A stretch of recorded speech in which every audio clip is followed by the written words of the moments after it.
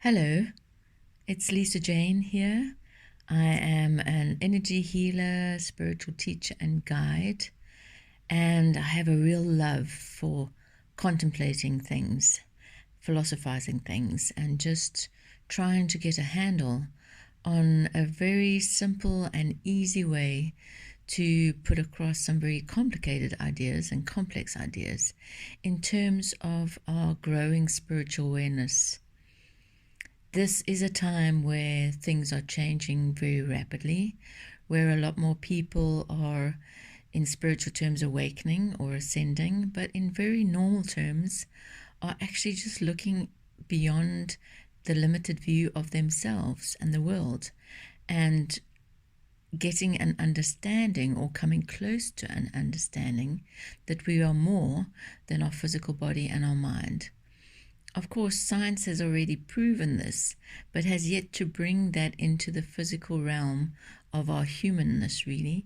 So, in terms of quantum physics and the theory of non-locality and things like entanglement, we really are all one. And as one particle moves, so the others are influenced. And so too in quantum physics, that what the observer sees is what they experience. Of course, that's very simplistic put in that terms of quantum law. But you all know what I mean, is that a particle is a particle, but when viewed differently, it looks like something else. So a particle can be both a particle and a wave, dependent on the observer. So these are scientific concepts that are in force and are being researched and built on as we speak. Now, in the spiritual world, there is a lot of esoteric postings around multidimensionality, starseeds, light workers, the Pleiadians, Arcturians, and whilst these may all be energetic frequencies that are available, sometimes it complicates the issue in terms of really looking at how we can change, what we can become more aware of, to become more aligned, attuned, and move towards our greater potential rather than the one that is just limited by our physicality. So there are any number of paths that can take you on that road. But for me, my interest is, you can say, scientific or more academic, in that as much as my chattering mind is, needing to be under control, there is a very big part of my higher mind that seeks to understand and contemplate some of these quite difficult issues and just bring it down to a very simplistic visual analogy that I can share with my clients and my students in order for them to make the connection in their own way. So the one thing that I've been contemplating for a while is the concept of matrices. Many of you may have well seen the movie The Matrix, and essentially we are living in a world a bit like that, where we are moving now in terms of to a higher vibration. And again, in the spiritual realm, you would have heard 3D to 5D, increasing vibration. You would have heard moving to a new world or the new earth. And whilst those are all valid terms, which I also often use to describe the change, for me it is about moving through this series of matrices that we have somehow become locked into. The highest matrices, or matrix, of course, the one which we are trying to align to, is that of universal oneness, connection to source, and the words that have been used to describe that are the crystalline matrix, or Christ consciousness indeed, or even just a place where everything is seen to be one and there is no duality. In this physical world we are living in, I'm not sure whether we will get to a point where there's no duality, because we are, in this physical sense, incarnated as separate beings. But our awareness, our consciousness, can move to a place where we are all one, or where we at least begin to feel that way. So various people in various stages of their growth might be grappling with removing themselves from a matrices or matrix that they have been locked into. Be this a matrix of victimhood, be it a matrix of greed, be it even a matrix of addiction. These are all matrices that we find ourselves locked into in a way, if you can see yourself being held down by or entangled in, that we have to remove ourselves and move up from in order to ascend to a higher vibration in the universal or oneness of Christ consciousness. So the one matrix that I personally have been contemplating and working with in my own life and with people that I'm seeing is the ego matrix. Now, all of you will have heard about the ego, and not a lot of us, I think, really understand what exactly the ego is. In spiritual circles, there has been a lot of talk about letting go of the ego, moving past the ego in order to ascend, in order to become more spiritual. But how do we do that if we do not understand what the ego is? Now, one description that I have held onto that really resonated with me, and I can't really remember where I came across it, but ego as being edging God out. Now, by that I mean moving away from the sense of connection to a higher self and to all of the other humans on this planet that we are connected to and share one field of consciousness. So anything that is edging that out, edging your alignment out, is the ego. Now, the ego, of course, also serves a very real purpose of identifying ourselves in this physical incarnation so that we can differentiate myself from yourself, parent from child, sibling from sibling. But if we are aware of where the ego becomes limiting in the sense that it creates a very much stronger duality, then we start being able to work from it from a point of view where we can move above it and connect to a higher way of being.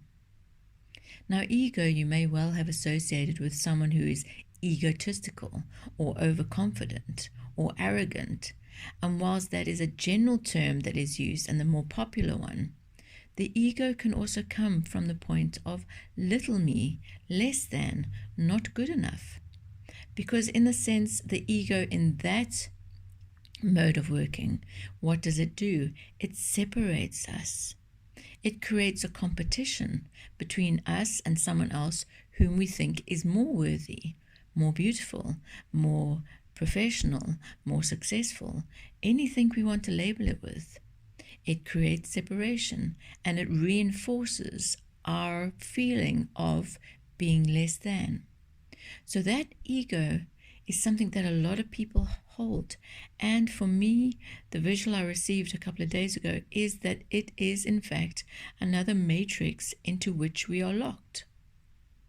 So if we can begin to see those aspects of ourselves, when we feel threatened, when we feel there is competition, when we feel that we are not being seen or heard, take a step back and ask yourself, is this coming from the higher aspect, or is this my ego, my edging God out voice that is seeing me as separate from that person to whom I'm feeling intimidated by, or condemned by, or feeling condescended by? These are all aspects that we need to look at in order to move along our spiritual path. There are also a number of people thinking that this path is quick and easy. It can be, but it is my firm belief that it also requires us to have such a strongly committed,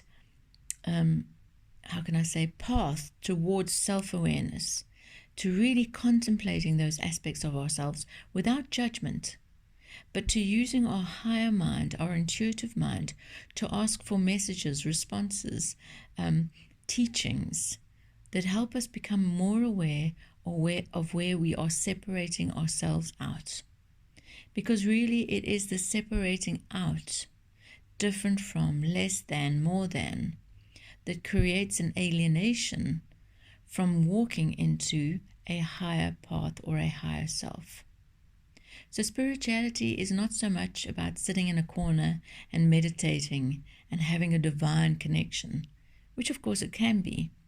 But if we're doing that once a day, but the rest of the day we're walking around and not really questioning our thoughts, actions, behaviors, then we're not truly walking the spiritual path. So in the short 10-minute chat, perhaps I've given you something to think about.